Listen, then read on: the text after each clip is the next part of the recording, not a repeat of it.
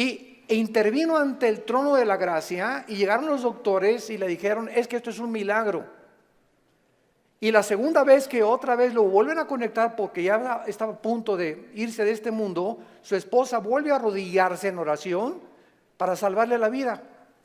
Él supo que su esposa estaba de rodillas orando por él, y cuando él tuvo esta oportunidad de poder decirle a Dios, gracias porque me concedes la vida, se siguió burlando de ella.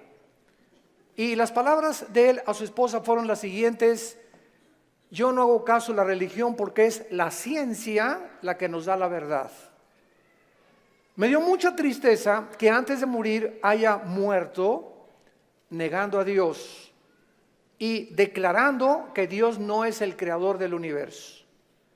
En ese momento, cuando escuché este programa de televisión, porque fue a través de las noticias que escuché esto, inmediatamente vino a mi mente la vida de más grandes astrofísicos que él, que fueron cristianos. Él argumentó que era porque la verdad estaba en la ciencia, y sin embargo Blaise Pascal, astrofísico francés, escribió cantidad de tratados acerca, y no era un religioso, era un cristiano. Blaise Pascal confesó, y en sus libros lo dijo, Jesucristo es mi Señor y mi Salvador.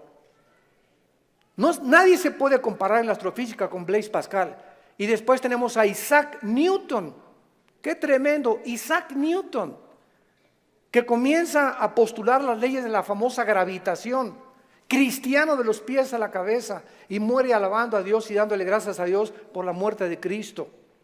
Luis Pasteur, siglo XX, un famoso doctor, experto en medicina, y el legado que él dejó a la ciencia fue impresionante, cristiano. Y finalmente Alberto Einstein, que fue famoso cuando dijo, Dios no juega con el universo como si jugara los dados. Todos estos hombres fueron cristianos y creían en Dios. Los filósofos de hace 2150 años aproximadamente, 150 años antes de Jesucristo, Aristóteles, que fue el maestro de Alejandro el Magno, Platón, Sócrates, Demóstenes, creían en un Dios. Por lo menos dijeron, pienso, luego existo, existo, luego vivo. Esta causa no puede estar dentro de mí, esta causa tiene que estar fuera de mí. Tiene que haber algo, llámale la fuerza, una entidad superior, pero tiene que haber algo que trascienda, que es Dios. Aunque no lo pudieron nunca ubicar, el apóstol Pablo en Hechos 17 se enfrenta con los atenienses filósofos, discípulos de un gran hombre que se llamaba Zenón, y los discípulos eran los epicúreos y los estoicos. Y Pablo en Hechos 17 les demuestra y les dice, ustedes adoran a un Dios porque tienen un monumento altísimo que decía al Dios desconocido. O sea, ellos lo único que sabían es que tiene que haber una causa detrás de la existencia del mundo y del universo. Pero llegamos al siglo XX, donde se levantan Friedrich Nietzsche, Jean-Paul Sartre, Bertrand Russell, Richard Dawkins, y finalmente este astrofísico que muere diciendo que Dios no puede existir ni ser el creador del universo. ¿Saben ustedes por qué el astrofísico Stephen Hawking negó a Dios antes de morir? Simplemente porque no pudo explicar sus sufrimientos. Su esposa lo dijo, la primera esposa, Stephen está enojado con Dios, con un Dios que no existe. Se amargó contra alguien que no existe. Y siempre estuvo repelando, ¿verdad? Porque si Dios es Dios, no lo sanaba y no lo levantaba de esa silla de ruedas. Hace poco ustedes escucharon el testimonio de Nicky, un muchacho sin brazos y sin piernas. Nació con el puro tronco nada más. Y cuando oye su testimonio dice que a los 8 o 9 años de edad, como no podía suicidarse, se metió y con la boca abrió la llave del baño para ahogarse. Y en ese momento él reaccionó y dijo, ¿pero qué es esto? Y comenzó a gritarle, Dios, si existes, dime la razón por la cual me trajiste hacia el mundo sin brazos y sin piernas. Y entonces él entrega a los 11, 12 años de edad su vida a Jesucristo. Y no se imaginan ustedes los millones de almas que este muchacho, Nicky se apellida, ¿verdad? Nicky ha ganado en el mundo. Aquí lo tuvimos en México y mi esposa y yo, su esposa es mexicana y se han discipulado con nosotros desde hace muchos años. La esposa de él y la familia de ella también. Ahora ya van a ser papás otra vez. Así como lo ven, pero juguetón.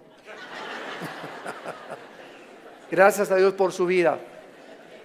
Entonces, podríamos nosotros realmente, porque esta es la espada y este es lo que esgrimen los ateos, los escépticos, los agnósticos, es que ¿por qué si hay un Dios hay un sufrimiento? ¿Por qué es?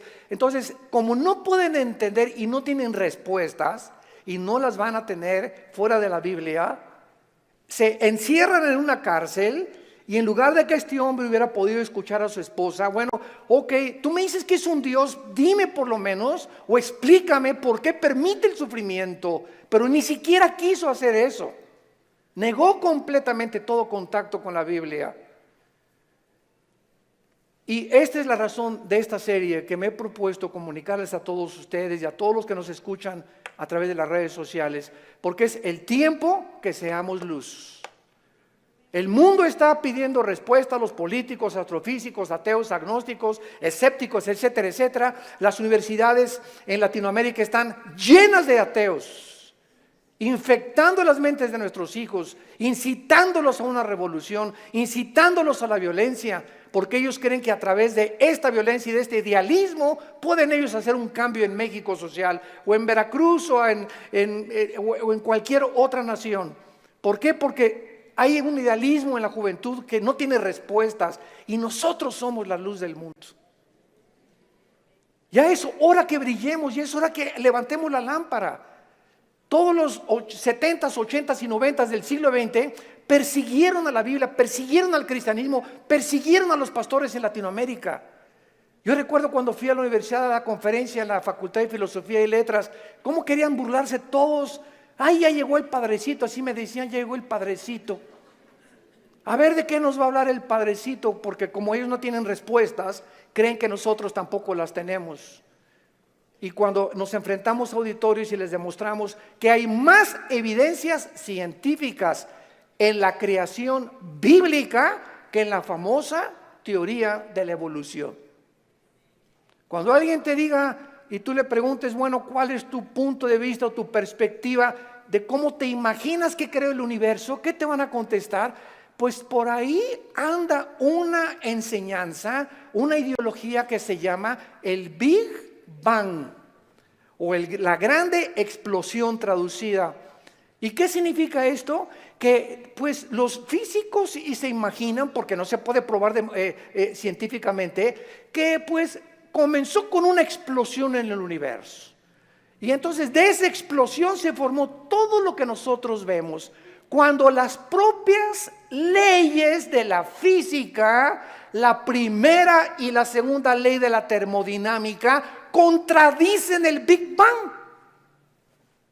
Virgen del Socorro. Me atrevo a decir esto.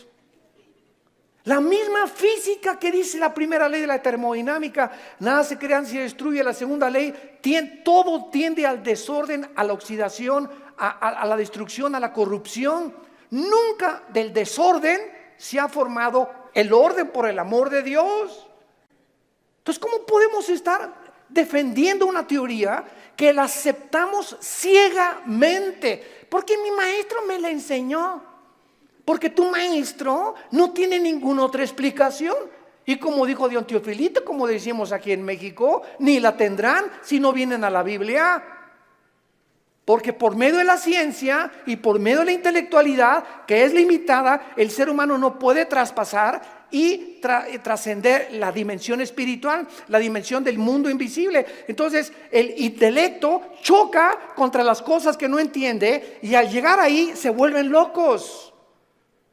Entonces no puede el ser humano comprender la inmensidad del universo que nos rodea, ni los caminos ni los pensamientos de Dios, porque son más altos que los nuestros. Dios tuvo que bajar hace 2000 años en la persona de Jesús para Él comunicarnos y revelarnos los secretos que se encuentran detrás de su universo, de su soberanía, de la tierra, de dónde venimos, los animales, la genética y la ciencia, que continúan como demostrando y comprobando simplemente que la Biblia tenía la razón. Y es hora de hablar, y es hora de tener una confrontación directa, porque el mundo se está hundiendo en la confusión teológica, en la confusión ideológica. Los gobiernos están, los invitamos al próximo desayuno en junio, ya les dieron su volante titulado El fracaso de los gobiernos humanos. Otra vez, ¿verdad? Vamos a examinar todos los gobiernos, nazismo, fascismo, monarquías, democracias, etcétera, etcétera. ¿Por qué ninguno ha funcionado? ¿Por qué siguen peleándose? ¿Por qué ahorita ya los partidos políticos en todas partes del mundo, ya sus convicciones, los estatutos en los que formaron sus partidos están deshaciéndose y contagiándose con el otro? Es como si nosotros dijéramos, soy cristiano, pero me voy a juntar con los mormones y con los musulmanes. Cuando los principios de los musulmanes, los principios de los mormones y el cristianismo se contradicen unos a otros. Entonces, ¿creo realmente que mis convicciones son reales y es la verdad? ¿O necesito otras ideologías porque no estoy seguro de lo que yo creo? Es una tristeza, se están derrumbando ante nuestros ojos todas las ideologías y todas las filosofías del mundo. Los sistemas de pensamiento están confundidísimos como jamás lo habían estado. Gubernamentalmente, teológicamente, filosóficamente, económicamente, es una confusión en el mundo tremenda. Es el estrés por el cual vive la gente. Es una incertidumbre de dónde está la verdad, dónde está la luz, quién tiene la verdad. Tú dices que en aquella religión, tú dices que en aquella religión. Discúlpame, en ninguna religión en la persona de Jesucristo. Porque tú puedes tener X religión sin tener la verdad ni tener al Hijo de Dios en tu vida. Él fue el que vino y nos dijo: no los católicos, no los evangélicos, no los nazarenos, no los mormones. Jesús dijo: yo soy la verdad. Y cuando Él entra a tu vida, se te caen las vendas. Y de alguna forma el entendimiento se nos comienza a expandir. Y solo Dios, el Espíritu Santo, puede hacer que nuestra mente se abra para que cuando vengamos a la Biblia podamos entender, porque la Biblia, el autor es el Espíritu Santo. Necesito al Espíritu Santo morando en mí para comprender los pensamientos de Dios. Ven a la Biblia sin el Espíritu Santo y vas a chocar contra los pensamientos de Dios, porque el hombre natural no entiende las cosas del Espíritu, porque para él son locura, porque estas cosas no se intelectualizan, estas cosas se disciernen espiritualmente. Veamos ciertos pasajes a continuación que nos van a servir de base para poder dar una explicación y comenzar ya a levantar la bandera de la fe. Dice en Romanos 5, versículo 3: y no solo esto, sino que también nos gloriamos en las tribulaciones, sabiendo que la tribulación produce paciencia. Alguien viene sin el Espíritu Santo y lee este versículo, la conclusión a la que llega dice: esto lo escribió un loco. ¿Cómo puede alguien que está atravesando tribulaciones o problemas gloriarse? Inmediatamente se enfrenta esta persona con una pared. Pero es que esta persona no entiende que las próximas palabras es que estas tribulaciones y estos sufrimientos Dios los está usando para formar nuestro carácter, que si no sufrieras de otra manera no podrías aprender muchas cosas en la vida que solamente a través del sufrimiento se aprenden. Dice Salomón en Proverbios: el sufrimiento purifica el corazón. Esta es la razón por la cual comenzamos ya a entender, y cuando comenzamos a entender los pensamientos de Dios, y aunque no vamos a ser libres del sufrimiento, por lo menos Dios va a entrar a nuestra vida y nos va a dar una esperanza para que en ese valle de sombra y de muerte tengamos paz. Para que en medio de las tribulaciones que tú estás atravesando y en medio del divorcio que estás ahorita enfrentando y el abandono de tu esposo y el abandono de tu esposa y el abandono de tus padres, por lo menos en medio de ese horno de fuego donde que tú estás atravesando, Jesús está contigo. Y aunque no se va a acabar hasta que Él venga a todas estas cosas, Él nos da la fuerza para resistir hasta el final con gozo. Y la paciencia solamente es el fruto de las pruebas y las tribulaciones. ¿Se imagina lo que la Biblia dice?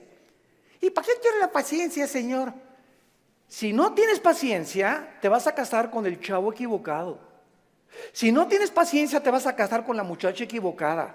Si no tienes paciencia y eres una persona impulsiva que compras y vendes, etcétera, etcétera, sin meditar ni reflexionar nada, vas a comprar la casa equivocada, el carro equivocado, el viaje que Dios no quería que hicieras lo vas a hacer por tu impaciencia, porque por naturaleza somos impacientes. Entonces la Biblia nos comienza a abrir los ojos y nos dice, espérame tantito, la paciencia es una virtud elemental para que puedas tomar decisiones y no te arrepientas el día de mañana. Pues yo quiero la paciencia, Señor. Viene entonces el fuego de la prueba. No tengas miedo de las tribulaciones. Mi esposo, hermano, parece un martillo conmigo y duro y duro y duro y duro. Hermana, pues mientras más,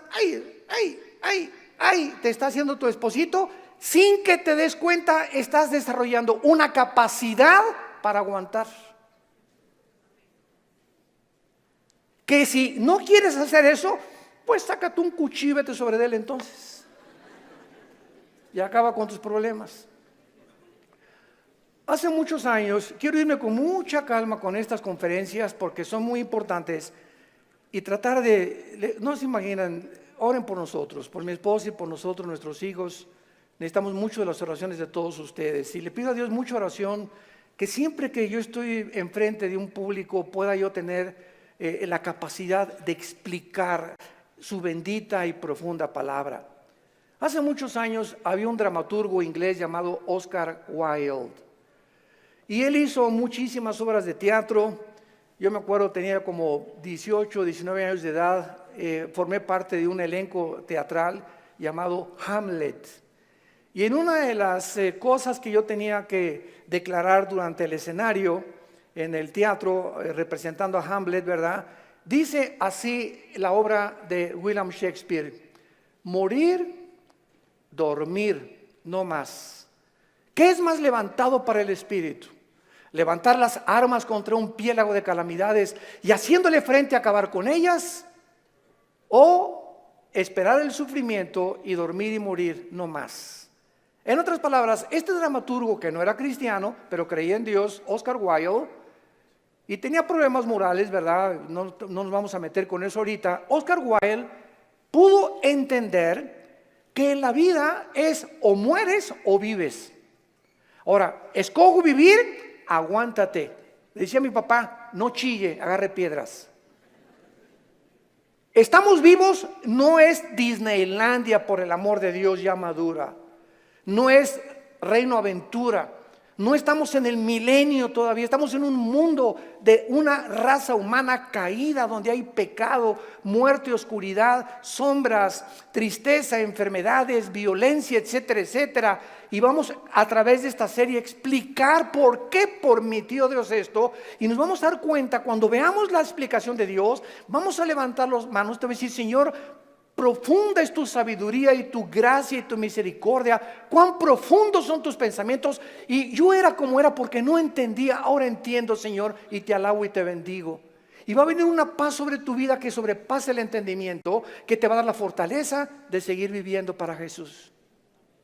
Y este es el propósito de esta serie que he tratado de preparar para todos ustedes y los que nos escuchan. Las tribulaciones nos producen paciencia. Necesitamos la paciencia. La segunda es Santiago capítulo 1, versículos 2 y 3. Santiago capítulo 1, 2 y 3. Hermanos míos, otra vez parecía que estuviera loco Santiago, de cuál fumó. Tengan por sumo gozo cuando se hallen en diversas pruebas. ¿Quién puede llegar a esa conclusión, verdad? Gózate cuando te corran de tu trabajo. Gózate cuando pierdas tu casa. Gózate cuando tienes algún problema, ¿verdad? ¿Por qué me voy a gozar? Porque esa prueba que estás atravesando está produciendo paciencia. Otra vez, Santiago está de acuerdo con Pablo para poder, con diferentes palabras, decirnos que las pruebas producen paciencia. Entonces tú llegas a tu casa con tu esposa. ¿Qué crees, mi chenchita? ¿Qué, mi amor? Estás tan contento, te veo, te ascendieron de puesto. No, mi amor, al contrario, me corrieron. ¿Quién podría reaccionar así? Nadie, ¿verdad? Ni marihuano. Nadie podría reaccionar de esa manera, más que un cristiano que vive en el Espíritu. Y la esposa, oye, pero ¿sabes una cosa? Esto no es para que te pongas contento. Sí, mi amor, ¿sabes una cosa? Porque acuérdate de Romanos 8:28. Todas las cosas contribuyen para nuestro bien. Y no me corrieron porque haya sido ladrón, borracho, parrandero, jugador o defraudador. Me corrieron, ¿verdad? Por políticas, lo que tú quieras. Pero ¿sabes por qué me gozo, mi amor? Porque creo lo que dice la Biblia. Ahorita mi única reacción se había llegado: vieja, sácamela de don Julio reposado. Y vamos a ponernos los dos hasta atrás. Esta vida no vale gorro. Vamos a divertir. Que nada, y que Dios, ni qué cristianismo. Esa es la otra reacción. Y comenzar con la autolástima y comenzar a amargarte contra Dios. ¿Te das cuenta?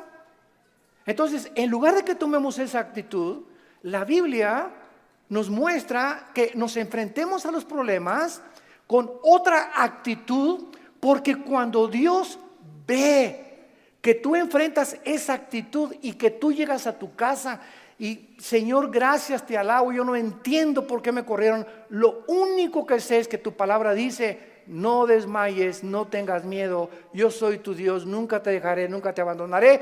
Y estoy seguro que viene un trabajo mucho mejor que el que yo tenía.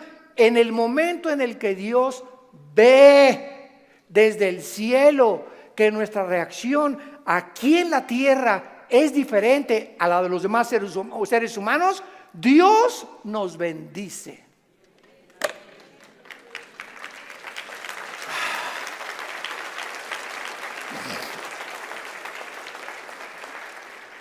Porque sin fe, ¿y cómo se demuestra la fe? Actuando al contrario de nuestros sentimientos y emociones. Hebreos 11:6. Y el versículo 1 de Hebreos 11 dice: y la fe es la certeza de lo que se espera, la convicción de lo que no se ve. Veamos y metamos aquí un microscopio.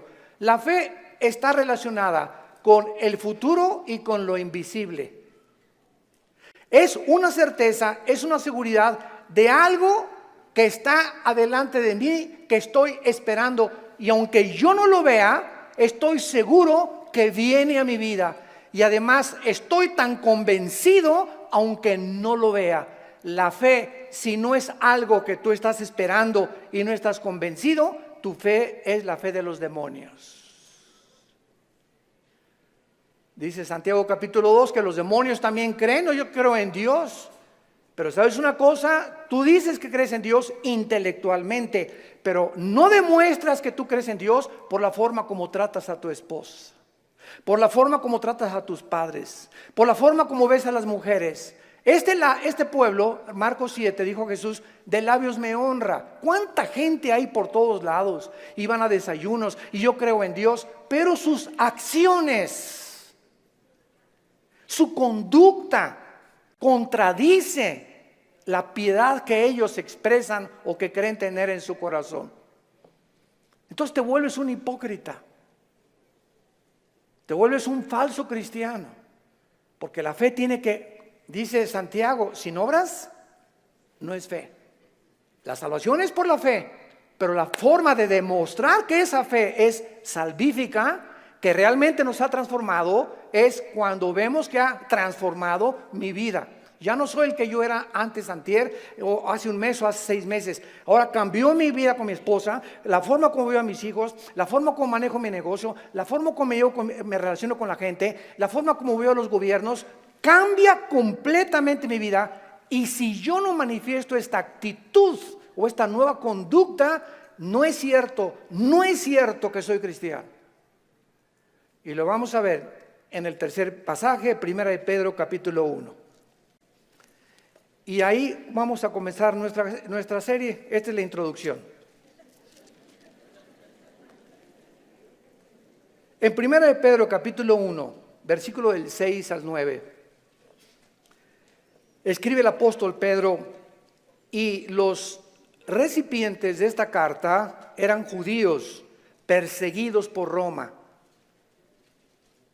Esta carta fue dirigida a cristianos que están siendo perseguidos o sufriendo por su fe, en lo cual vosotros os alegráis, aunque ahora por un poco de tiempo, si es necesario, tengáis que ser afligidos en diversas pruebas, para que sometida a prueba vuestra fe, mucho más preciosa que el oro, el cual aunque perecedero se prueba, con fuego se añade en alabanza, gloria y honra cuando sea manifestado Jesucristo, a quien amáis sin haberle visto, en quien creyendo, aunque ahora no lo veáis, os alegráis con gozo inefable y glorioso, obteniendo el fin de vuestra fe, que es la salvación de vuestras almas. En otras palabras, y este es el tercer principio espiritual de nuestra serie, la fe de todos aquellos que han dicho: Jesús, entra en mi vida. Ayer en el desayuno tuvimos más de 35 decisiones, gracias a Dios, y la gente que hace una decisión por Jesucristo, quiero que lo sepas, tu fe va a ser probada. Tu fe va a ser probada. ¿Y saben ustedes dónde comienza a ser probada? En la familia, con tus hermanos y con tus papás o con tus primos. ¿Por qué? Porque la primera prueba de la fe es la persecución. Ayer nos contaba mi hermano Alejandro, él es el director del Instituto Teológico Internacional, el ITI, y nos contó una anécdota mientras veníamos de Toluca al desayuno en el camino, que yo no la conocía de mi hermano. Y me dice: Armando, tú sabes que cuando yo me convertí, porque él fue el primero en la casa que se convirtió. Y yo los correteé como 2 o 3 años. Una vez quise incendiar una reunión de oración. El gadareno era Pinocho comparado con los demonios que yo traía. Y se los digo en serio. Y me dice mi hermano: tú sabes que cuando yo me convertí, llegué a la casa y mi mamá inmediatamente me quiso correr. Ya te metiste con una secta, quién sabe qué te metieron, etcétera, etcétera. Total, dice, me tuve que salir de la casa y a los 4 días regresé a la casa. ¿Y qué crees? Estaba un cuñado mío, nuestras hermanas, la abuela, los tíos, y me hicieron juicio. Todos alrededor de la mesa, diciéndome: a ver, acércate por favor, estamos escuchando que ya te cambiaste de religión y que andas por ahí con unos aleluyas y quién sabe qué tantas cosas, y en esta familia la única religión que tenemos es tal y tal y tal y tal cosa. Y dice mi hermano: yo lo único que hice es a todos ellos que me hicieron juicio por haber aceptado a Cristo, en lugar de que contentos de que dejé las drogas, porque era bien hipioso mi hermano antes, y le metía todo, ¿verdad? En lugar de que estuvieran contentos, estaban completamente enojados que yo había comenzado a leer la Biblia. Y lo único que les dije fue, puse la Biblia en medio de todos y les dije: ¿la han leído? Y comenzaron todos a voltearse unos con los otros. No, Chepo. Pues si no la han leído, ¿qué base tienen para juzgarme que yo estoy mal? Porque si no es la Biblia la base de nuestra fe, ¿qué es entonces? Yo no les dije que fui con los mormones ni que fui con soy un musulmán. Estoy en un grupo de cristianos que leemos la Biblia. Y si ustedes no leen la Biblia, no tienen ninguna base. Y dice mi hermano: desde esa vez nunca se volvieron a meter conmigo. Pero vino la persecución inmediatamente y vendrá contra ti también, y comienza en la propia familia. ¿Por qué? Porque Dios nos sacó de las tinieblas de nuestra familia para regresar a nuestra familia e iluminarlos y sacarlos también al reino admirable de la vida de Jesucristo. Y si tú en tu familia no eres una luz, y en tu medio donde trabajas no eres una luz, y no estás dando testimonio de Jesucristo, tu cristianismo es religioso nada más. Y recibirán poder. ¿Para qué? Para poder enfrentar al mundo. Sin ese poder no se puede enfrentar al mundo. Hechos 1:8. Y recibirán al Espíritu Santo y me serán testigos. Entonces vemos nosotros que tiene un propósito todo esto. Muy bien, vamos pues a comenzar esta serie con las siguientes declaraciones y reflexiones. No cabe duda que vivimos en un mundo completamente disfuncional. No hay un solo matrimonio funcional. El matrimonio es la unión de dos extraterrestres. Pero por si fuera poco, dos extraterrestres que ninguno se conoce ni se entiende el uno al otro. Y vas a tener 60 años de casado, como dijo un gran predicador hace algún tiempo en un estadio en Estados Unidos que lo escuché. Yo tengo 60 años de casado más o menos y sigo sin entender a mi esposa. Y como dijo Dios Teofilito, ni las vamos a acabar de entender. Porque no nos manda Dios entenderlas, nos manda Dios amarlas. Entonces, cuando nosotros comprendemos esto, que no hay un matrimonio, o sea, no hay un matrimonio perfecto, es lo que quiero decir. No hay un matrimonio donde todo, en la luna de miel, John Travolta y se casó con esa muchacha que se parece a la Madonna y vamos a ser felices y qué guapo, ¿verdad? Y tiene coche. Todo eso desaparece después de la luna de miel. Comienzas a enfrentarte con una persona imperfecta de los pies a la cabeza. Peor todavía si no son cristianos. Si con cristianos se lucha y se sufre, imagínate no siendo cristianos, ¿no? Por eso hay tantos divorcios. Entonces te enfrentas con una persona, con una mujer que no sabes cómo tratarla, no sabes, de todo chilla, no sabes por qué chillan las mujeres de todo. Habla, parece perico de África como habla mi esposa. Es que a las mujeres Dios les dio esa capacidad de hablar hasta por los, quién sabe por dónde más. Hasta por los pies hablan las mujeres. Y nosotros, ¿verdad? O sea, tú sabes una cosa, cuando tú hablas con una persona, en el momento en que te paras a escuchar a una persona, no sé si ustedes lo sepan, la Biblia nos los muestra, el hecho que te estés concentrando en escuchar lo que está diciendo, estás emanando energía, te estás desgastando. Cuando Jesús lo tocó a la mujer, ¿se acuerdan ustedes la mujer con el flujo? Alguien me tocó. ¿Por qué? Porque dice, energía salió de mí. Todo el sufrimiento que ella tenía se lo transmitió y Jesús en su hipersensibilidad sintió inmediatamente. Hoy eligieron los apóstoles, pero todo el mundo te toca. No, hay alguien que me tocó con el propósito de recibir algo de mí y lo sentí en mi espíritu. Es una hipersensibilidad espiritual tremenda. Pero cuando tú te sientas con alguien, entonces esta es la razón por la cual mujeres, los hombres nos sentamos y viene tu esposa y 15, 20 minutos y a los 10 minutos no tenemos la capacidad, yo no sé cuántos de ustedes sean superhéroes, ¿no?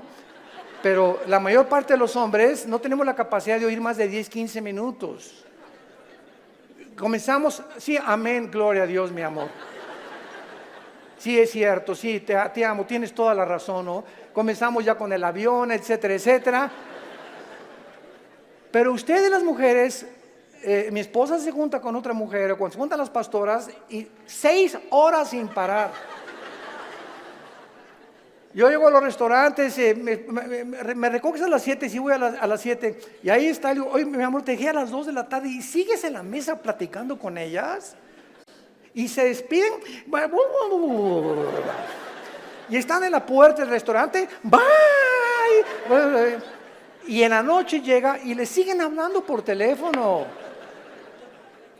Señor mío y Dios mío, Jesús, María y José y el burrito que los acompaña, así son. Dejémoslas, Felicitémoslas, pero no las contradigamos, mucho menos, porque así las hizo Dios. Las mujeres tienen 7 días al mes que sus hormonas cambian drásticamente en la famosa menstruación. Y durante esos 7 días no te atrevas a decirle nada. No te atrevas a tocarla tampoco, ni sexualmente tampoco, porque está prohibido en la Biblia. Son tiempos en el que vuela la mosca y se ponen a llorar, hipersensibles. Es una semana en la que yo te llevo el desayuno a tu cama, mi amor, yo le voy a lavar los trastes, yo te lavo la ropa del bebé o lo que sea, ¿verdad? Y comienza el hombre a entender la naturaleza femenina, que no estamos para que ellas nos sirvan, no son nuestras esclavas ni nuestras sirvientas. Y cuando comenzamos a darles lo que ellas necesitan, porque las comenzamos a comprender, es cuando vienen las bendiciones de Dios. Es cuando vienen las bendiciones de Dios. ¿Por qué estamos haciendo así? Y no somos mandilones. Eso no es ser mandilón. Lo hacemos porque Dios nos dice: ama a tu mujer como yo te amé desde la cruz, con un amor sacrificial. Y cuando yo veo sacrificarte por tu esposa, te voy a bendecir como no te imaginas. Porque el mal que le hagas a tu esposa se te regresa. Es como un boomerang, se te regresa, dice en Efesios capítulo 5. Nadie aborreció su propia carne, sino que la cuida y la sustenta como Cristo a la iglesia. El daño, las groserías, los gritos, el adulterio mental que traes contra tu mujer, se te regresa y detiene las bendiciones de Dios. Y vas a comenzarte a encontrar desesperado, ya no te puedes gozar en las pruebas, en las tribulaciones, ya no tienes paz, ¿verdad? ¿Por qué? Porque necesitas otra vez venir a la cruz y pedirle perdón a Dios por la forma como has tratado a tu compañera, a tu amante, a tu esposa, a la madre de nuestros hijos. Ahí viene. ¿Por qué lo hacemos? Por la fe. Y sin esta fe es imposible que yo agrade a Dios. Vivimos un mundo disfuncional, tenemos que entender esto. Y todas estas circunstancias nos hacen volvernos a la pregunta, que es la que vamos a desarrollar en esta serie: ¿por qué Dios no detiene la maldad? Muy buena pregunta, muy válida filosóficamente. ¿Por qué Dios no detiene tanta destrucción y tantos sufrimientos? Es la pregunta que permanece en las mentes de la mayor parte del ateísmo. Y muchas veces no solamente los ateos, sino también de los mismos cristianos. La única diferencia, escuchen esto, señores ateos que nos escuchan, en cualquier programa que haya en el mundo de televisión o de radio o en cualquier foro, nunca a un ateo ni a un agnóstico le van a hacer estas preguntas, nos las van a hacer a nosotros. Porque los ateos no tienen respuestas. Y como no tienen respuestas, por eso se enojan contra Dios, y por eso se amargan, y por eso dicen que son ateos. Entonces, si el mundo va a cuestionar a algún ser humano para que le responda, no va a ir con los ateos, van a ir con nosotros. A ver, ¿tú qué te dices, cristianito? Dime esto y esto y esto. Hace mucho les conté un incidente que lo he repetido así. Una vez estaba platicando sobre el ateísmo en el Hotel María Isabel, salimos del desayuno hace algunos años y me aborda una persona en el elevador, pero así, ¿verdad? Usted es el señor Andrés, así, mucho gusto, ¿cómo está? Ya entramos al elevador juntos. Usted dice que Dios es todopoderoso, ¿verdad? Pero con esa actitud, ¿verdad? Usted dice que es todopoderoso, ¿verdad? Sí, efectivamente, Dios es todopoderoso. Y si es todopoderoso, ¿por qué no acaba con el diablo si él tiene poder? Y le contesté: porque comenzaría con usted.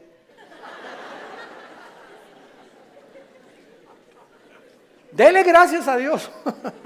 Le cambió completamente su perspectiva, ¿no? O por lo menos ya le di tarea para ir reflexionando ahí a su casa, de que hay respuestas y que si realmente Jesús hubiera venido o ahorita acabara con la maldad, acabaría con todos, porque perverso y engañoso es el corazón de todos los seres humanos. Entonces démosle gracias a Dios que no lo ha hecho y que en su paciencia, dice en 2 de Pedro capítulo 3, está esperando para que todos o la mayor parte de los seres humanos se arrepientan antes de que juzgue severamente este mundo. Muy bien, entonces por causa de no tener estas respuestas que demandan sus mentes finitas, cuando una persona astrofísico, ateo, demandan respuestas, no se ponen en la posición honesta de decir, bueno, ok, yo ando buscando por qué el sufrimiento y la maldad, pero me voy a poner en una posición honesta. Yo soy un ser humano, amén, lo soy. Si soy un ser humano y si existe Dios, es lógico, vamos a decir una línea lógica elemental, es lógico que sea un ser sobrenatural y sería imposible poder comprender los pensamientos, así como un niño no comprende los pensamientos de su padre ni de un filósofo. Aunque es el mismo cerebro, no está desarrollado el niño de 6 años como el de uno de 25 años de edad. Entonces, siguiendo esta línea de lógica, si existe un Dios, tiene que ser mucho, mucho más grande. Entonces, yo estoy ante un universo lleno de misterios. Estamos llenos de misterios. Si hay extraterrestres, si no hay extraterrestres, si existen los hoyos negros, si no los hoyos negros, si es el otro, cómo comenzó el universo, de dónde venimos, bla, bla, bla. Estamos llenos de misterios. Entonces, estos misterios no voy nunca a comprenderlos con la mente de caracol que tengo, porque si existe Dios es un ser hiperdimensional. ¿Qué necesito? Buscar dónde lo puedo encontrar. Si existe un Dios, ¿dónde lo puedo encontrar? Entonces hay mucha gente honesta intelectualmente que se envuelve en religiones. Entonces, por eso Sigmund Freud, el padre del psicoanálisis freudiano, dijo es que el ser humano busca a Dios porque tiene miedo a la oscuridad y a lo desconocido. Y entonces este temor inconsciente, escribió Freud, es lo que impulsa a muchos seres humanos a buscar a un Dios. Se equivocó completamente, porque aun cuando fuera así y me está guiando el temor a lo desconocido, dice la Biblia, me encontrarás porque me buscarás con todo tu corazón. Yo les confieso en mi caso particular, a los 25 años de edad me encontraba yo en un momento existencial en mi vida que estaba yo en el lodo, así estaba yo en el suelo completamente. Anduve buscando en tantas religiones y por acá y por allá, también experimenté con algunas drogas, era borracho, parrandero, jugador, mujeriego, me decían el aventurero de Tlalnepantla. Aunque no vivía en Tlalnepantla. Y a través de esta crisis existencial, mi hermano ya se había convertido en mi hermano Alejandro. Y caí de rodillas un día porque los amenacé, llegaba mi hermano con los cristianos, Armando, arrepiéntete, ustedes están locos. Y llegaban ahí, ¿verdad? Y hasta comenzaron a pelar, en ese tiempo se comenzaron a peinar como Jesús, así. Y se ponían hasta unas túnicas blancas y me parecían locos, freaks, como le decimos en inglés, ¿no? Y dije, no, están más locos que nada, es la nueva onda, ¿verdad? Y peace and love y todo así, amorosos y todo, no me convencían. Hasta que llegó esta crisis existencial en mi vida, en la que ya no tuve más que hacer, intenté quitarme la vida 2 veces, ya no quería vivir, dije, no hay propósito, significado en mi vida. Y en esa crisis caí a las 4 o 5 de la mañana, recordando las palabras que siempre mi hermano, antes de irse a la casa, oraban por mí. Y esas oraciones que hacían por mí en la casa me llegaron a tocar las fibras más sin que yo lo supiera, movieron mi espíritu. Y me levantó el Señor, creo, a las 3, 4 de la mañana y caí de rodillas. Dije, Dios, si tú existes, te necesito. No sé quién eres, pero yo te necesito si tú existes. Y si es verdad que es tu hijo, al quien tú escogiste y en el cual tenías tu complacencia y lo mandaste para que lo oyéramos a Jesús, no dijiste que oyéramos a Buda, ni a Mahatma Gandhi, ni a Mahoma. Tú dijiste a él oír. Si es Jesús, yo lo necesito en mi vida. Le hablé a mi hermano a las 4 de la mañana, pasó por mí a las 5 de la mañana, me llevó a la casa de un misionero bautista con un corazón impresionante por el amor de las almas, y ahí estuve yo en un mes de febrero, marzo, ¿verdad?, de 1974, caí de rodillas junto al piano, que era un músico misionero, y le grité a Dios, me comenzó con la Biblia, por cuanto todos han pecado y son apartados de la gloria de Dios, la paga del pecado es la muerte, Juan 3:16, Dios te ama, etcétera, etcétera. Y comencé a llorar y a llorar y a llorar y a llorar durante 40 minutos llorando. Y yo no sabía ni por qué lloraba, pero estaba llorando. Sentía que eran capas que se me quitaban así encima. Y ahí quedé tirado todavía como media hora. Ya me dijo, el misionero me dijo, vamos a dejar a tu hermano aquí solo en mi estudio. Ya salí yo y sentí como que me habían quitado, ¿verdad? Todas las frustraciones y desilusiones y traiciones que traía y mentiras de todo lo que, programas virulentos que el mundo me puso. Y fue la forma en la que Jesús me dijo, ¿verdad? Tú eres a quien tú estás persiguiendo. Y de ahí en entonces, ¿verdad? Mi vida fue cambiada radicalmente. Yo supe que había llegado al final de mi vida y que si Él era Jesús, yo tenía que dedicar mi vida a Él. No había ninguna aventura más grande en la cual un hombre pueda aventurarse a vivir más que conocer a Dios. No hay una aventura más grande. Conocerle es el más grandioso afecto de nuestros sentidos y amarle el más grande de nuestros propósitos. A los 3 años de que comencé a trabajar yo en la hotelería, era gerente del hotel, el que acabamos de ir ahorita en la reunión de los pastores en Acapulco, enfrente de la Diana. Estuve de gerente como 1 año, gerente en el Hotel Camino Real de Polanco, etcétera, etcétera. Y le dije a Dios, me voy de misionero. Yo creí que Dios me había llamado para otra cosa, me fui de misionero. Y me fui a la sierra de Oaxaca, entre la costa chica y la costa grande, entre Oaxaca y Guerrero. 3 años durmiendo en pisos de adobe. Mi cojín era un ladrillo envuelto en periódicos y me tapaba en la noche con periódicos, con los indígenas. Yo creí que me había llamado Dios para ser misionero, porque los misioneros que conocí en Acapulco me mandaron para que yo fuera, y lo único que me daban era un cheque de $100 al mes. Comíamos lo que pescábamos, las almendras que arrancábamos y los mangos que quitábamos de los árboles durante 3 años de mi vida. Y ahí conocí la máxima de las pobrezas. Más pobre no puede ser. Yo dormí en camas de piedra, hermano, te gané. Giống như tích tắc trong một khoảng thời gian vậy, và những lời thề ai cũng quên mất thôi. Người ta tự gọi bản thân là trung thủy, chẳng qua chưa tìm được người nào tốt hơn. Đến một lúc nào đó rồi họ sẽ lãng quên bao lời ở trên môi từng nói ra ngọt xớt. Đôi điều bất chợt nhưng là ký ức không tan, để rồi cứ tự làm bản thân chạnh lòng. Giữ gìn 10 năm có khi lại không đạt, 1 phút đã chiến thắng tận dụng thì thành công. Mong muốn trong tim anh chẳng cho là nghĩa lý, những tăm tối cuộc tình bình minh sẽ mang đi. Đừng tin đó là hoàng tử khi chỉ nhìn tuấn mã, muốn nhân duyên đại cát phải lường trước an nguy. Yeah, yêu nhau đừng thế thốt. Yeah, yêu nhau đừng thế thốt. Yeah, yêu nhau đừng thế thốt. Yeah, yêu nhau thì đừng thế thốt. Yeah.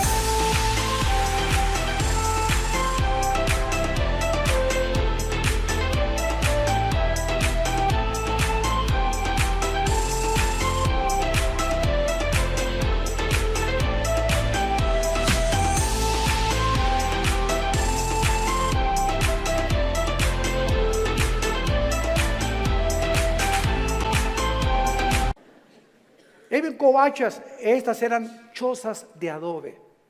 Y además había un pueblo ahí que se llamaba El Ciruelo, cerca de Tejucunicuilapa, en la Costa Chica, que era de leprosos. Y me acuerdo que un día me dijeron, ¿por qué están tapados así? Es que son leprosos. Y yo creí a las 2 de la mañana que Dios me había llamado a morir con lepra.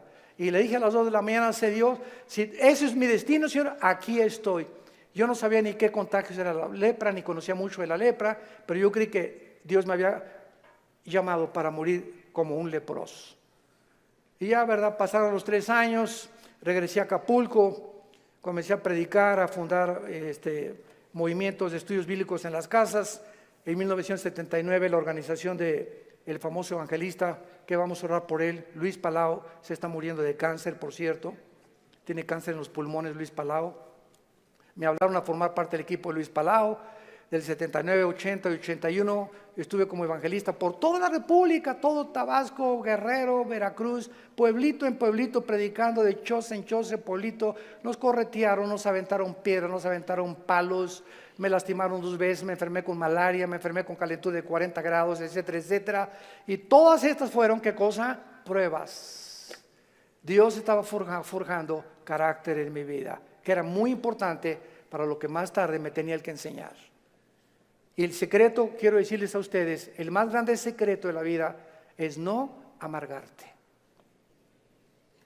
Es el más grande secreto de la vida cristiana. Un cristiano amargado no entra a la tierra de Canaán. no pasas Canaán. Dice Hebreos 12 que bloquea la gracia de Dios, la amargura. No importa lo que nos hayan hecho, lo que nos digan. Me acuerdo en los 80s cómo nos calumniaron. Me dijeron que me había casado 4 veces, que tenía hijos hasta en Iztapalapa, 15. Bueno, es increíble. Y todavía me dicen que de vez en cuando han oído esos rumores, ¿no? Ya le gané a Salomón. Puras mentiras. Pero el diablo es encargado de verdad de buscar la forma de desprestigiarte, de impedir. Pero ¿sabes una cosa? Que nuestro destino no depende de lo que la gente piensa. Nuestro destino depende de Dios. Y nadie puede arrebatarte ese destino que Dios te ha dado. Nadie, absolutamente nadie. Y para terminar, sí existen respuestas. Y mientras todo se aclara, y mientras nuestra poca y chica y limitadamente intelectual comprende, y ahorita comenzamos ya con el Espíritu Santo a entender muchas cosas más que sin el Espíritu Santo imposible poder comprenderlas, Dios nos deja 2 consuelos. El primero, la resurrección de nuestra vida. Vamos a volver a vivir. Hijo, ten calma. No importa lo que estás pasando, cuando tú mueras y resucites, vas a tener el cuerpo que anhelabas tener. Si eras chaparrito y pelón, vas a ver el cuerpo que te voy a dar. Si te decían la tintorera de Tlanepantla, vas a ver la belleza que te voy a dar. Y lo que hemos sufrido, las enfermedades, todo lo que pasemos aquí, no nos imaginamos. Y la esperanza de que vamos a tener un cuerpo fue que Jesús se levantó de los muertos. Él es la esperanza y la gloria de nosotros. Vamos a volver a vivir. Y todo lo que hayamos sufrido y lo que hayamos afligido, y si acabaste en silla de ruedas o no silla de ruedas, o con cáncer o no cáncer, o lo que hayas pasado, no va a ser comparable con las glorias que en nosotros se van a manifestar. Y la segunda consuelo es que vamos nosotros realmente a tener un mundo nuevo, donde reine la justicia y la paz y la equidad. Viene ese mundo que anhelamos y que queremos cambiar por las revoluciones armadas, por la guerra, por la política, por la educación. De ningún esfuerzo humano el mundo va a cambiar hasta que Jesucristo regrese con todos nosotros a establecer su reino milenial. La pregunta en esta mañana es la siguiente: ¿estás tú preparado si tú murieras esta noche para encontrarte con tu Dios?